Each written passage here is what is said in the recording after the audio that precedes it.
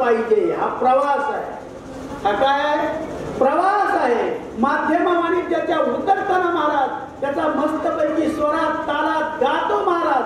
कुणाचं नाव? देवाचं, भगवंताचं नामस्मरण करतो. पण सगुण साकार भगवंताचंच नामस्मरण करतो. कोणाचं? सगुण साकाराचं. इतकं करतो महाराज. दृष्टांत रूपाने पाहायचं तर ठरलं गोरोबा काकांनी मध्यमवाणीनं भजन केलं महाराज. कोणी? गोरोबा काका. जेव्हा चिपळे हातात विना घेऊन चिखल तोडत होते महाराज, जेव्हा त्या भजनात रंगले. कोणाचं गात होते? देवाचं नामस्मरण चाललं होतं. भगवंत गुण गात होते. स्वरामध्ये तल्लीन झालेले, आनंद अवस्थेत गेलेत, नवे नवे समाधी अवस्था लागल्यासारखे गेलेले महाराज. आणि अशा स्थितीत त्यांच्या पायाखाली मुलगा आला महाराज. त्याला तुळून तो रक्तभंबाळ झाला. नवे नवे त्याचा देह गेला. मांस आणि चिखल एकत्र झालं महाराज. एवढं झालं तरी देह भान आलं नव्हतं महाराज. इतक्या अवस्थेला पोहोचले. पण कोणतं नाम चालू होतं? वैखरीच्या नंतर माध्यमवाणीमध्ये स्वरात आनंदात तल्लीन झाले होते महाराज. पण मला हे तरी सांगा, ही वाणी तरी अखंड टिकू शकते का? ही स्थिती अखंड राहू शकते का? नाही नाही. आणि देवाचं नाव अखंड घ्यायचं सांगितलं का खंडित घ्यायचं सांगितलं? देवाचं भजन अखंड करायचं का खंडित करायचं? अखंड जर करायचं असेल तर वैखरी वाणीला करू शकतो का? करू शकतो?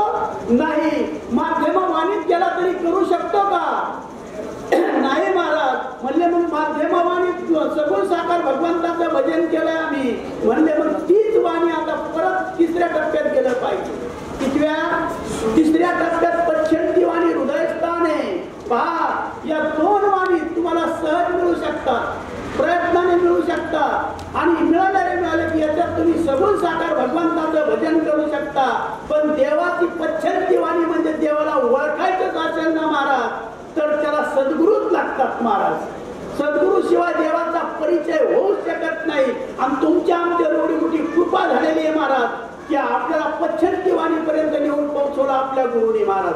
आपल्याला गायना नाही आलं तरी चालेल. आणि आपल्याला वैखरी वाणीनं त्या सगुण साकाराचं नाव जरी नाही घेता आलं, मुका असला एखादा म्हणजे त्यांनी देव प्राप्त करायचं नाही का? मुका आहे मुका. त्याला घेता येईल का वैखरीने नाव? नाही घेता येणार महाराज. एखाद्याला कंठ नाही, स्वरात गाता येत नाही, तो गाऊ शकतो का महाराज? नाही गाऊ शकत महाराज. आणि गुरुची कृपा एवढी महाराज की मुक्यावर सुद्धा कृपा. ज्याला कंठ व्यवस्थित नाही त्याच्यावर ही कृपा. त्याला डायरेक्ट पश्चंती वाणी जाणून सोडला आणि त्या भगवंताचा परिचय करून दिला महाराज, ओळख करून दिली. आता त्याला ओळख केल्यानंतर काय हो? त्याला ओळखीला हरी, साठविला हृदयी.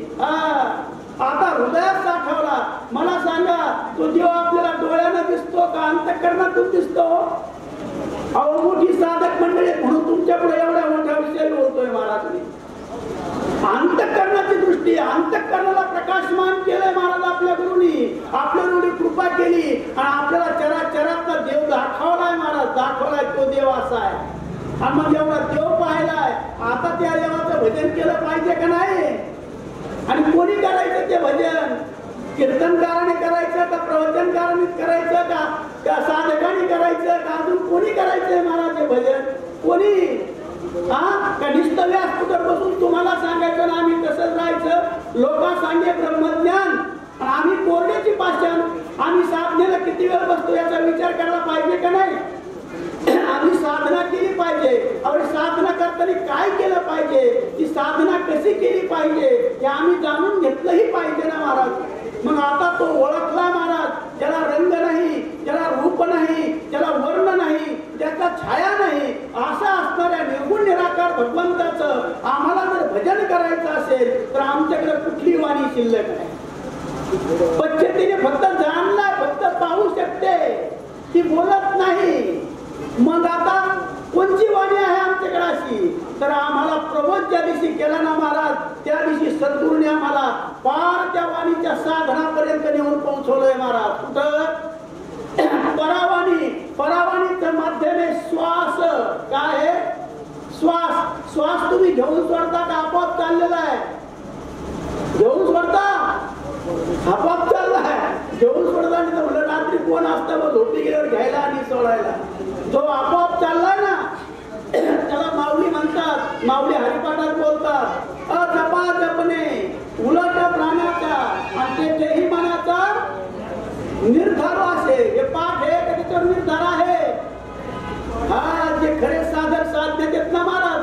त्यांचा निर्धार आहे, पण ज्यांना साधनात कळली नाही, जे अजून सगुण साकार भक्तीमध्ये गुंतलेले आहेत.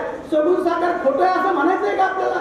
नाही महाराज, त्या माध्यमातूनच जायचंय आणि मग मात्र इथपर्यंत पोहोचायचंय. मग आता मला सांगा, त्या श्वासामध्ये जे चिंतन चाललंय ना महाराज, त्याला तुकोबरा म्हणतात ऊर्ध्वमुखे आळविला. कसा? आता पुढचा बोलायचं नाही महाराज, म्हणून बोलणारच नाही. पंचा ऊर्ध्वमुखे आळविला. कोण? तो नाग, ते ब्रह्ममी आहे. काय? ते ब्रह्ममी आहे. आता त्या नादाचे श्वासात चाललेलं आहे ना महाराज, श्वासात तो अखंड जप चाललाय का खंडित चाललाय महाराज? अखंड चाललाय. मग आता विचार करा, आपण किती भाग्यशाली आहोत. विचार करा, आपल्याला जीवनात त्या मनुष्य देहाला येऊन आपल्याला सत्य सांगणारे गुरु भेटले महाराज. कोणते? सत्य. आणि त्या श्वासाच्या चिंतनात जर आपण गेलो ना महाराज, आमचे खरंच साधक साथ देत बसतात. नुसते साधनेविषयी गप्पा मारणं कामाचं नाही महाराज. आमचे साधनेत बसतात, त्यांना त्याची अनुभूती आल्याशिवाय राहत नाही. आणि त्या साधनेत केल्यावरच मग जेव्हा अनुभव येतो ना, तेव्हा बोलायचं महाराज, आसो आईसा कोठे आठवची नाही. आणि तेहीच विधेही भोगू दशा. विधेय अवस्थेत जायचं असेल, तिची अनुभूती घ्यायची असेल, तर ते गुरुने आपल्याला प्रबोध दिला आणि त्याच्या रीती सुद्धा सांगितल्या महाराज. काय करायचंय? नाही तर बाबांचं वाक्य मी आप्पांच्या मुखातून, इतरांच्या मुखातून ऐकलं, नुसत्यात नळ्या काय ओढतो, नळ्या काय सोडतो, हे वाक्य होतं बाबांचं. म्हणजे बाबांनी सांगितलं ते करा. आणि परत वरून असे का म्हणत होते? त्याचं कारण आहे महाराज, त्याला सुद्धा रीत आहे, रीत. पण आपण सगळे रीतीचे आहोत म्हणून रीत सांगायची वेळ येते. रीत काय सांगितली? म्हणले रेचक, पूरक, कुंभकावरी आणि मुनुमुनी में लगावे ध्यान आणि जबलग मिले रत्तन की खान. रेचक काय आहे? कुंभक काय आहे? त्या ठिकाणी पूरक काय आहे असं जर विचारलं तर, पूरक म्हणजे जो घेतलेला आहे ना तो घ्या. आणि ज्यांनी शास्त्र वाचलं असेल, ग्रंथ पाहिला असेल, ज्यांनी ती आपली प्रबोधाची वाक्य पाहिली असतील, आता उच्चार करत नाही, ते ज्यांनी पाहिलं असेल त्यांच्या लक्षात आलं असेल पहिला अक्षर सुटलेलं आहे, त्यानंतर त्याच्यामध्ये असा यश टाकलेला आहे, खालचं गाडगं मोठं आहे, वरचं थोडं आहे, छोटं, आणि त्याच्यानंतर पुढे एक लिहिलेलं आहे. असं ज्यांनी पाहिलं असेल त्यांच्या लक्षात येईल. हे वाक्य लिहिताना असं लिहिलं जातं. आणि आताचे लोक जे लिहितात ना, ते डायरेक्ट लिहितात आणि ते खाल्या मग टंगडं मोडून टाकतात. ते डायरेक्ट लिहितात, त्याच्यात क्रिया नाही. पण याच्यामध्ये क्रिया सगळं लिखाण आहे महाराज. म्हणून तिथं सांगितलंय, पहिला अक्षर घेतला आणि आतमध्ये काय केला? खाल्ला डेरा जो आहे ना मोठा आहे, आतमधला कुंभक वाढवायचं कार्य करा. आतमधलं कुंभक वाढवला पाहिजे. पहिला जितका कुंभक किती असू शकतो? पहिल्यांदा साधक बसला, अभ्यासाला लागला, साधना करायला लागला, किती कुंभक करू शकतो? पहिला कुंभक त्याचा 30 सेकंदाच्या पुढे जाऊच शकत नाही. किती सेकंदाच्या पुढे? 30 सेकंदाच्या पुढे जाऊ शकत नाही. आणि त्याच्या पुढे जर तो साधनेत बसत चालला, जर नित्यनियमाने अभ्यास करत गेला, तर काही सेकंदाने तो वाढत चालतो. काय होतो? वाढत चालतो.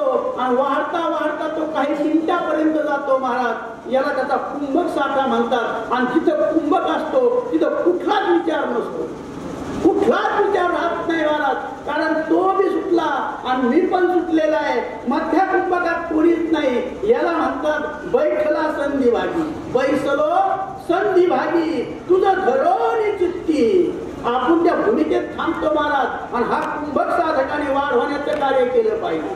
गुरुनी ज्याचा अभ्यास दिलाय ना आपल्याला, तो अभ्यास करायचं हे आपलं काम आहे. गुरुनी सांगितलेलं सांगत बसायचं नाही महाराज. गुरुनी सांगितलेलं कार्य केलं पाहिजे. बापाने सांगितलेलं काम जर ऐकलं तर बापाला आनंद होतो. आणि बापाने सांगितलेलं काम नुसता सांगतच जर सुटला तर, नुसता सांगतच जर सुटला तर बापाला आनंद आहे का? तुम्हाला एक छोटासा दृष्टांत सांगतो महाराज. माझे वडील होते आणि डोंगरामध्ये जमीन होती महाराज 10 एकर. किती? 10 एकर. आणि 10 एकर जमीन त्यांनी विकली. कोणी? वडिलांनी विकली. पण एका बाजूने अशी नदी वाहत होती, नदीची बाजू होती, आणि एका बाजूने डांबरी रस्ता होता, हायवे. अशामध्ये त्यांनी त्या ठिकाणी जमीन घेतली महाराज. तिथं होती 15 एकर जमीन. किती?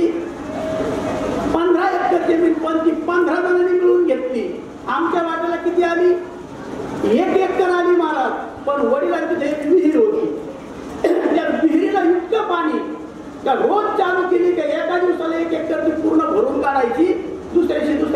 नंबर, म्हणजे आमचा नंबर किती दिवसांनी येणार?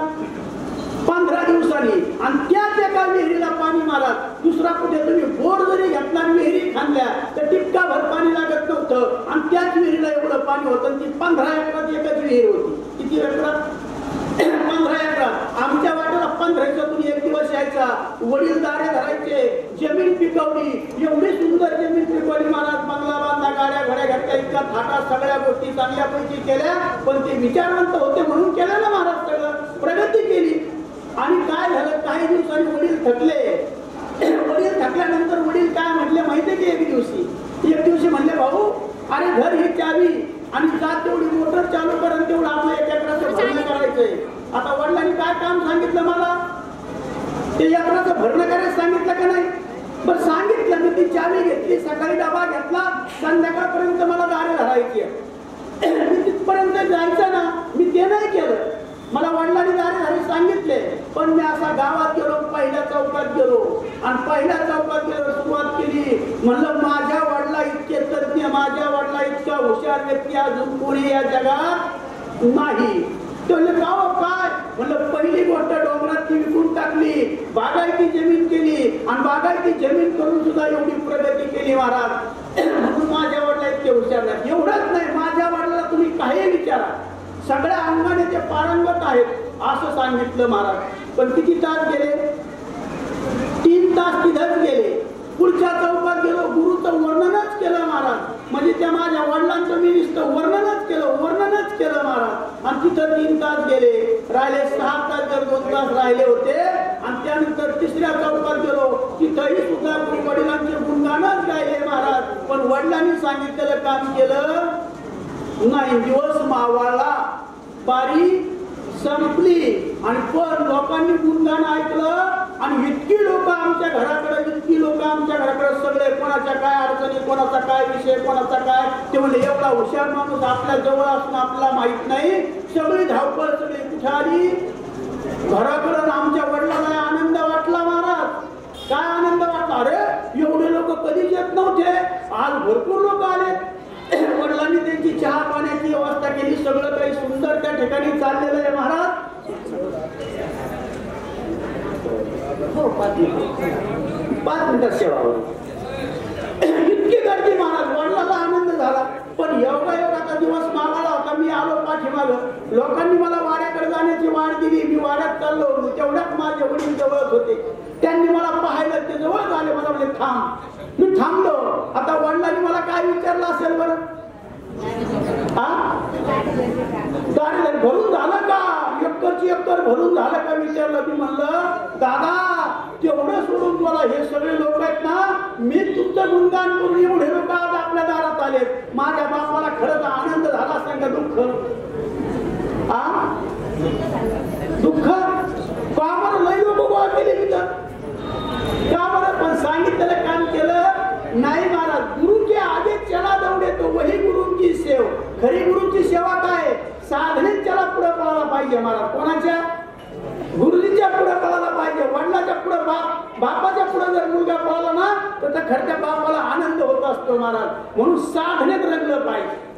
म्हणून त्या ठिकाणी आपण त्या साधनेत रंगलं पाहिजे. ते अखंड चिंतन केलं पाहिजे. साधना रेचे पूरक कुंभकावरी, मुनी में लगावे ध्यान, आणि जब लग मिले रत्न की खान. कोणची खान बनवायची आपल्याला? आपल्याला स्वरूपापर्यंत जायचंय की नाही? मग ते अखंड भजन आपल्याला करायचंय महाराज. म्हणून तो श्वास घेणं आणि सोडणं याची साधना जी शिकवली ना महाराज आपल्याला आपल्या गुरुनी, तर खऱ्या अर्थाने आपल्याला खूप मोठं धन मिळालेलं आहे महाराज. काय केलंय? खूप मोठं आपल्याला धन मिळालेलं आहे. पण त्या धनाची आपण योग्य वहिवाट केली पाहिजे. आपल्या जीवनात जर आपल्याला सोनं करायचं असेल तर खऱ्या अर्थाने आपल्याला त्या साधनेवर रूढ राहिलं पाहिजे. पण आम्ही आज म्हणतो महाराज प्रबोध झाला, तुमचं काय झालं? कल्याण झालं कल्याण. पुढे काहीच करायचं नाही का? अहो मरायच्या टायमाला, शेवटच्या टायमाला मुखात कुणाचं नाव पाहिजे? देवाचं नाव पाहिजेच ना. आणि मरायच्या टायमाला तुम्ही मला सांगा, मरायच्या टायमाला वय खरी वाणी काम येत नाही, आधी वाणी जाते. कोण? आधी वाणी जाते, मन जीव जातो. पण त्याच्यानंतर कंठात असणारी माध्यम वाणी तरी काम येते का? नाही येत. पण चंडी ध्यान लावून बसू शकते, पण शेवटी मुखात नाव यायचं असेल तर परावानीच काम येते. आणि त्या परावानीत जे आपल्याला मिळालंय ना महाराज, त्याचं चिंतन कवर करायचं बरं. शेवटच्या श्वासापर्यंत करायचंय. मी आज मुक्त झालो, मला आज कळलं नाही महाराज. त्या अवस्थेत, त्या चिंतनात थेट शेवटच्या क्षणापर्यंत त्या ठिकाणी राहायचंय महाराज. आणि एवढा सत्य मार्ग, योग्य ठिकाण, योग्य गोष्टी सर्व आपल्याला आपल्या गुरु महाराजांनी सांगितल्यात महाराज. म्हणून खरंच आपण भाग्यवान आहोत आणि खरंच गुरुची आपल्यावरती कृपा आहे. नाही तर आपण या बाजारात भिडत राहिला असतो ना, तर आपण नुसतंच बाकीच गोळा करीत बसलो असतो किंवा बाकीच्या विषयाच्या नादी लागत बसलो असतो आणि सत्य वस्तू आपल्याला कधीच कळाली नसते महाराज. आणि खरंच खरंच खरंच त्या ठिकाणी जर सांगायचं ठरलं तर ही आपल्या गुरुची आपल्यावर खूप मोठी कृपा आहे महाराज. आणि हे सत्य ज्ञानाची वहिवाट त्यांनी आपल्या पदावरून पोहोचवली. असे आपले असणारे गुरुवर्य हरिभक्त परायण नामदेव अप्पा बिराडे खऱ्या अर्थाने पूर्ण जीवन वाहून घेतले, पूर्ण जीवन वाहून घेतलंय. शब्दामध्ये, वाक्यामध्ये वर्णन नाही करता येणार महाराज. ज्यांनी खरंच अंतःकरणातून पाहिलं असेल ना, तर मी म्हणतो या वाणीनं बोलणं चुकीचं ठरतं महाराज. कोणाविषयी? गुरुविषयी आपल्या वाणीनं जर बोलायला जावं ना तर ते अपुरं पडतं, कमी पडतं महाराज. अंतःकरणाच्या दृष्टीने जर पाहिलं तर वादळ कमी पडतंय महाराज. आपण पुढं वादळ कमी पडतंय. एवढं वादळापेक्षा अति वेगानं कार्य त्या ठिकाणी आप्पा करतात. जीवाचं रान करून त्या ठिकाणी ते कार्य करतात महाराज. का तर बुडते हे जन न देखवे डोळा आणि म्हणून येतो कळवळा. असे असणारे आपले गुरुवर्य. आणि खऱ्या अर्थाने आजच्या या मेळाव्यामध्ये या ठिकाणी प्रवचन रूपी सेवेची संधी या ठिकाणी मला या मंडळानं दिली, त्याबद्दल मी त्यांचे आभार मानतो. आणि तुम्ही श्रोत्यांनी सुद्धा या ठिकाणी माझे वेडे वाकुडे बोल त्या ठिकाणी ऐकून घेतले, त्याबद्दल तुमचेही आभार मानतो. आणि बोलत असताना